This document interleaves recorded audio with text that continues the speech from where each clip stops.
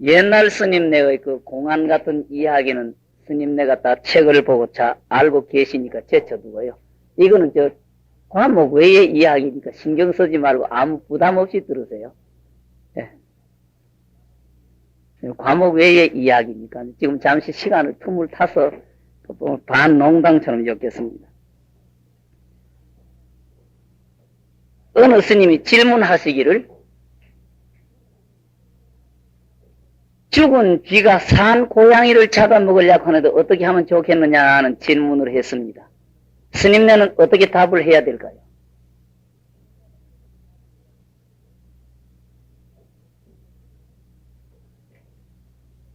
그리고 나는 이 평생 이렇게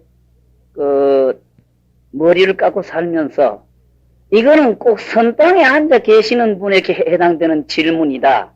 이거는 강원도에 계시는 분에게 해당되는 질문이다. 없이 어떻든 불교인이면 이유 없이 질문은 던질 수 있고 답을 해야 할 의무가 있고 또 이거는 꼭 선방에다 하는 그 가름 없이 불교인이면 누구든지 주고받을 수 있는 칼날이고 맞받아칠 수 있는 칼이라는 걸 생각을 하고 있습니다. 그리고 또 내 체험으로도 그래요. 꼭 선방에 있어야만 이 답이 나오는 건 아니다는 걸. 우리가 늘 일상에 부지런히 강원방에 있으면서도 화두를 선택을 못 받은 스님은 하다못해 주력을 하든 또 하루에 금강경을 한 편씩이든 두 편씩이든 이루든 또 주력을 관음주력을 하시든 뭘 하고 계시든 꾸준히 안으로 자기 살림을 채우는 노력을 하고 계시면은 이 답은 저절로 나오기 마련이라는 거예요. 그래서 꼭 이상한 어떤 칼날을 던지면 선방, 저 스님은 참선한 스님이기 때문에 선 쪽에 질문한다. 이렇게 해서 답을 회피할 게 아니고 나름대로 답이 다 나와야 된다고 그렇게 생각을 합니다. 그러니까 지금 같은 질문도 누구에게선지 떨어질 수 있는 질문이 아니겠습니까?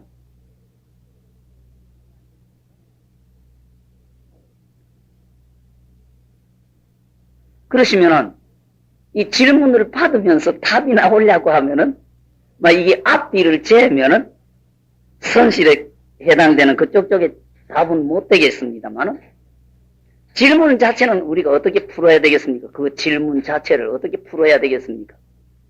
그 스님이 던진 칼날을 어떻게 받아들여야 되겠습니까? 죽은 쥐가 산 고양이를 잡아먹으려고 하는데 어떻게 해야 되겠느냐 하는 질문이 나한테 떨어졌는데 내 입에서 순간적으로 딱 답은 안 떨어졌지만은 그러면 그 질문을 뭐라고 풀이를 해야 되겠죠? 선정 쪽에 해당되는 말이라고 해서 원혀 전혀 터무니없고 밑도 끝도 없는 질문은 아닙니다. 옛날 어른들의 말씀도 그 말이 앞뒤를 생각할 겨를 없이 답이 탁탁 터져 나오기는 하지만은 질문을 던지는 이도 앞뒤 따지지는 않고 질문이 탁 터지고 그 질문 끝머리 답이 그대로 탁 반사적으로 답이 떨어지기는 떨어져도 냉정하게 따지면은 이론과 이치에 딱 맞는 문답이 오고 가지 터무니없는 선실에 계시는 스님이라서 아무 터무니없는 이야기가 주고받혀지는 것은 아닙니다. 지금부터 참 오래된 이야기입니다. 거의 20년이 다 돼가는 것 같습니다.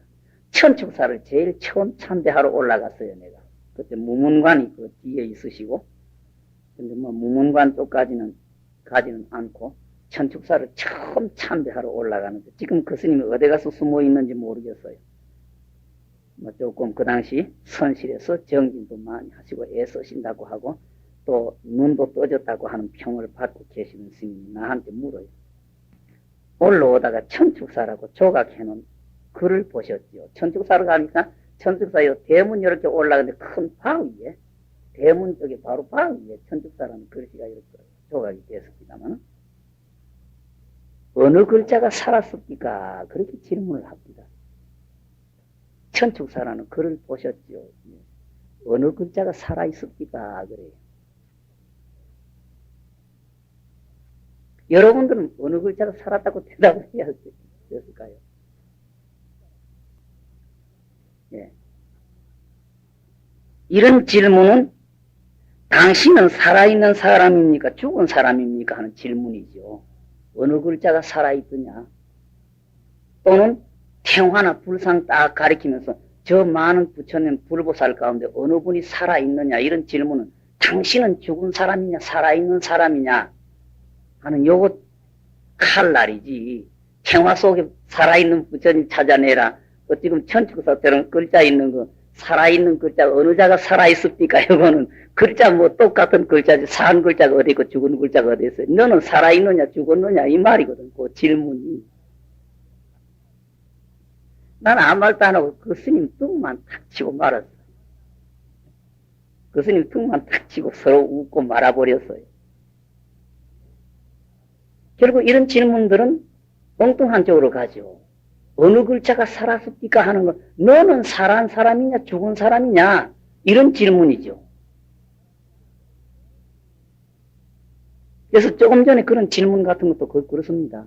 죽은 몸뚱어리가 살아있는 정신을 잡아먹고 달라드는데 어떻게 하면은 면할 수 있느냐는 게 죽은 쥐가 산 고양이를 잡아먹으려고 하는데 어떻게 해야 되느냐 하는 질문이 죽은 몸뚱어리가 산 정신을 잡아먹고 달라드는데 어떻게 하면 면하느냐는 질문입니다, 거기. 여러분은 뭐라고 답을 해야 될 것 같아요? 봉암사 조실 스님이 그랬어요. 지금 내가 여기서 벌써 풀이를 다 해드렸으니까, 뭐 이야기 들으면 아시겠죠. 고양이의 왼쪽 귀를 몽둥이로 3번을 쳐주면은 고양이도 죽질 않고 죽은 쥐도 다시 산다. 그렇게 답을 하셨어요. 내가 앞에 말 풀이를 다 해드렸으니까 뒤에 말은 지절로 풀이가 되지요. 그걸 그런 식으로 풀어버리면 죽을 사자 사꾸라고 그래요. 예? 그런 식으로 풀어버리면은 이 세상의 모든 거 말로 풀이가 다 돼버려요. 말로 풀이가 다 돼버리면 사꾸라고 그래요. 이건 옆으로의 이야기입니다. 여러분이 머리를 깎고 부처님 집안에 몸을 담고 계시니까 어떻게 하는 게 머리를 깎은 도는지 놓치지를 마시고 부지런히 정진을 하셔야 되라고 생각됩니다. 그리고 우리는 세세생 버릇이 되어 있는 눈, 귀, 코, 몸뚱어리에 쏘가가지고 진실한 지식, 진실한 지도자를 만날 수가 없고 전부 눈으로 저울대질 다 해버리고 귀에 들은 것 가지고 저울대질 다 해버리고 나서 값어치를 따져버리는데 이게 무서운 착각을 갖고 오게 되는 원점이라는 걸 우리는 늘 생각하고 살아야 될 것 같습니다. 여러분들도 오래되신 분들은 뵌 분이 계실 거고 이름을 들으셨는지 모르겠습니다. 화담 스님이라고 노스님이 계셨습니다. 지금 뭐 거의 한 30년 전에 돌아가신 어른인데요. 이분은 화두정진 하신 분이 아닙니다. 금강산 장안사에서 출가하셔가지고 처음 발을 들이놓을 때 미타 연부를 하는 연불 땅에 발을 들이놓으신 어른이에요. 한평생 미타 연부를 하셨어요. 미타 연부를 하셨는데 한 30 전후에 얼마나 밤잠을 자질 안 하고 용맹정진을 했던지 미타 연부를 하시다가 어떤 차원을 체험을 하셨어요. 어떤 차원을 체험하시고는 이 부처님의 무대가 이렇게 거룩하시고 고맙다는 걸 통곡으로 체험하신 다음 어떻든 한 사람이라도 좋으니까 아미타불이라는 이름이라도 입으로라도 디내기 하고 아미타불이라는 글자 한 글자를 쳐다보도 그 사람에게 고만한 공덕을 심어주고 다음에 연을 만들게 된다고 그래서 금강산 어른이 서울로 나오셔가지고 꼭 중간에 옛날에 우리가 어렸을 때 보면은 극장에 영화 선전하는 사람이든지 극장에 선전하는 분들이 길거리 꽹가리 치고 댕기면서 그 포스터라 그럽니까? 프로 그걸 앞뒤로 붙여가지고 댕기면서 어느 극장에서 어떤 프로를 하니까 오십시오 하는 소리 선전하고 댕기듯이 이 화담 스님은 앞에 나무 아미타불, 뒤로 나무 아미타불, 왼쪽에 나무 아미타불, 오른쪽에 나무 아미타불 글씨를 써가지고 한문글로 쓰면은 부인들이든지 무식한 사람 못 알아본다고 국문으로 쓰고 나무 아미타불이나 커다란 깃대를 짊어지고 서울 시내 구석구석을 5년 동안 목탁을 치고 다니면서 나무 아미타불, 나무 아미타불 큰 소리를 지르고 돌아다니는 스님입니다.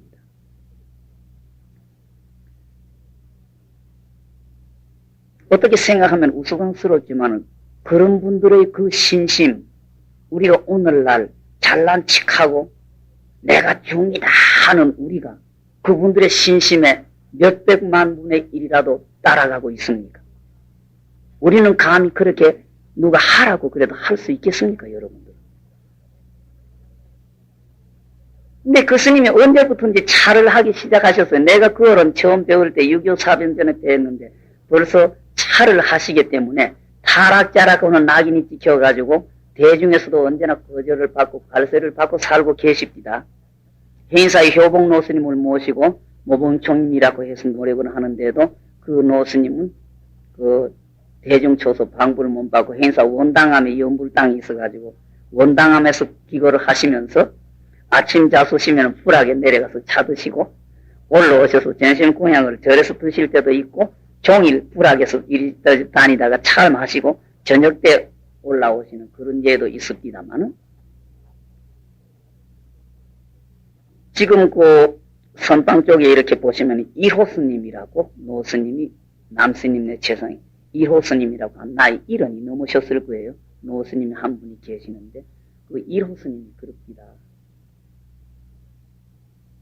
황하담 해서 타락자는 말을 듣고 살았는데 청도 적천사에 가서 자기가 청도 적천사에 참배하러 갔을 때에 황하담 노스님이 거기에 계시더랍니다.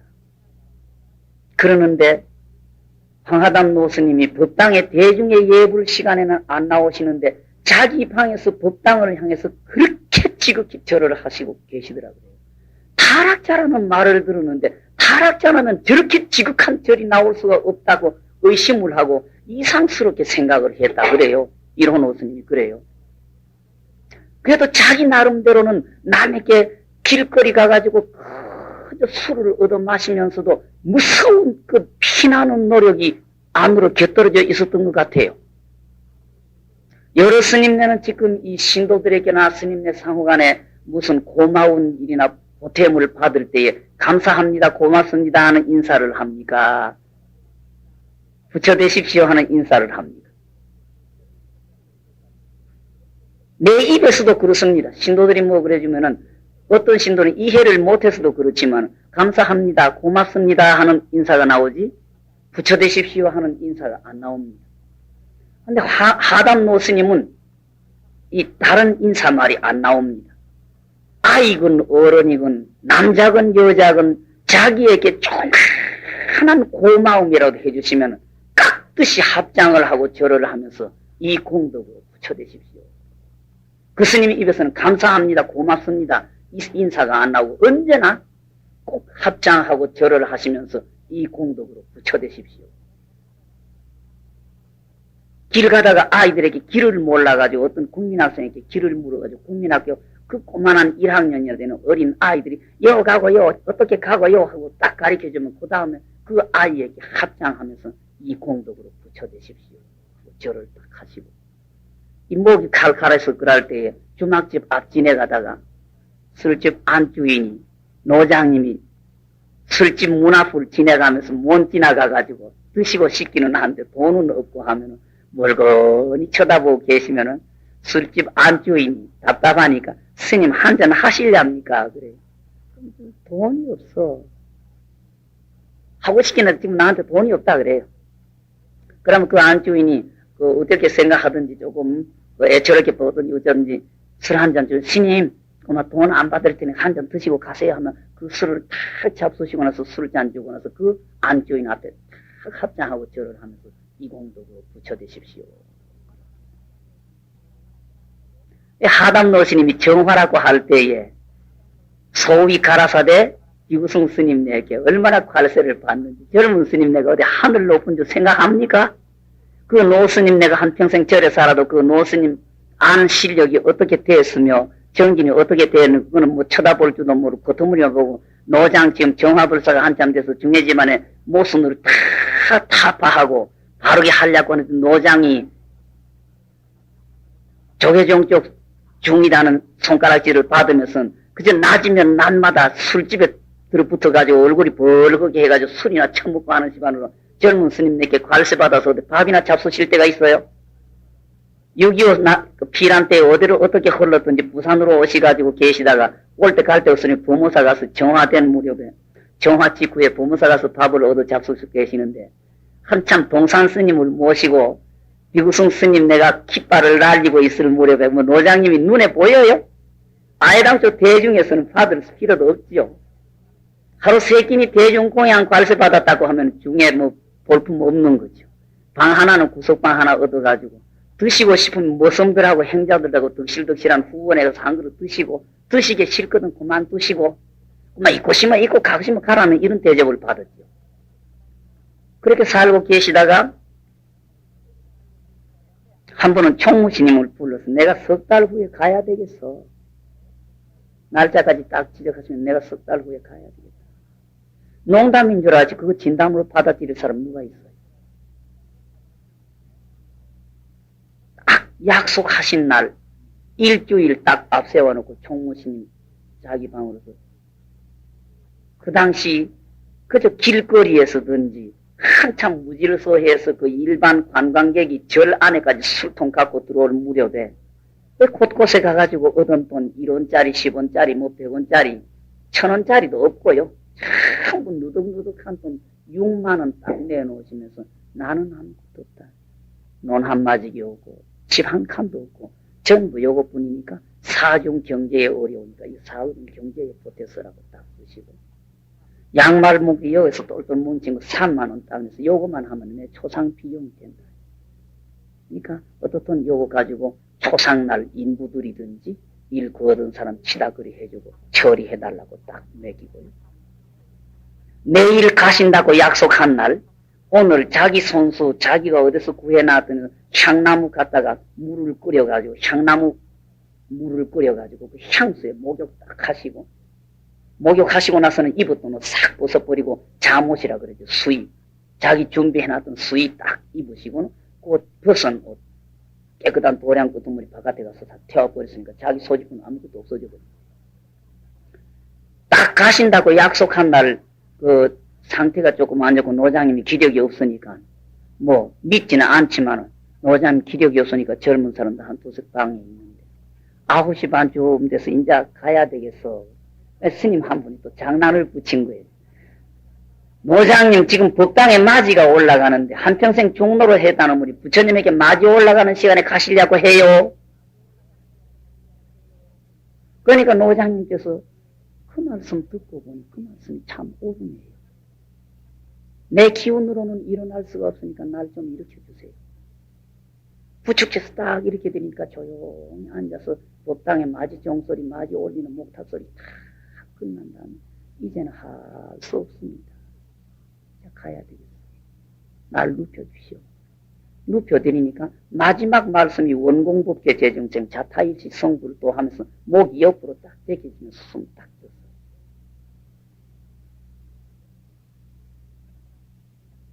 이런 스님에게서 우리는 뭘 본받아야 됩니까? 그 당시 총무스님이 땅을 치면서 통곡을 해요. 눈가리가 물어가지고 진짜 선지식을 곁에 두고 가짜에 속아가지고 엉뚱한 쪽으로만 끌려 다니고 진짜 선지식의 가리킴 한마디도 들어보지는 못하고 진짜 선지식을 모시지는 못했다고 땅을 치면서 통곡을 하고 우리는 지금 자신 있게 중노릇을 하는 것 같은데 우리 마지막 시간이 어떻게 될 것 같습니까? 지금 내 노력으로 지금 내가 하고 있는 이 노력으로 마지막 시간에 그렇게 거룩하게 깨끗하게 장엄할 수 있다고 자신이 있습니까? 하긴 마지막 가는 모습을 가지고 뭐 평생의 실력이다 뭐다 가늠은 못한다고는 하지만 한평생 그 남에게 술 때문에 타락했다고 하고 주정뱅이 중이라고 하는 손가락질을 받는 속에도 피땀이 나는 무서운 노력이 곁들여 있었다는 걸 그런 스님의 마지막 모습을 보고 우리가 짐작을 할 수가 있지 않습니까? 우리는 24시간 얼마만큼 간살림을 다독거리고 있습니까? 겉머리에 쏘가가지고 겉머리에만 자꾸 끌려가고 살고 있지는 않습니까? 이런 점은 우리는 언제나 가슴에 두고 내가 중이다고 하는 걸 놓치기 전에 언제나 이걸 명심하고 살아야 할 것 같습니다.